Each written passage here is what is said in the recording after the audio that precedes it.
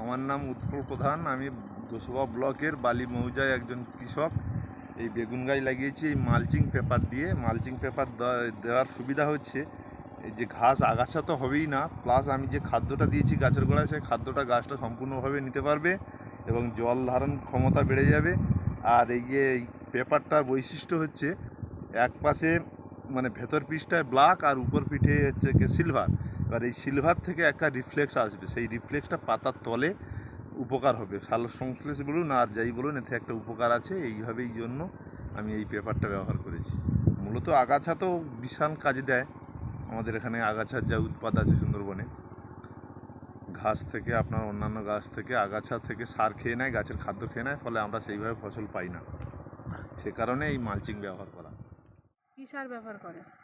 এখানে যে সার সচরাচর চলছে, রাসায়নিক সার, জৈব সার, খোল আছে, ভিটামিন কিছু আছে, এরকম এই সমস্ত সার দিয়ে আমরা এইসব চাষবাস করি।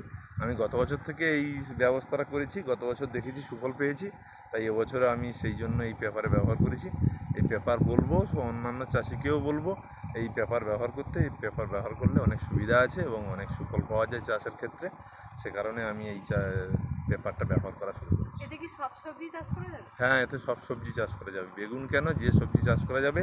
শুধু পেপারের হোলগুলো নির্দিষ্ট পরিমাণ আমি যে ক্ষেতে ব্যবহার করব, যে গাছ লাগাবো, সেইরকম ডিফারেন্সে আমাকে এই হোল করে নিতে হবে। পেপারটা নিলে যথেষ্ট।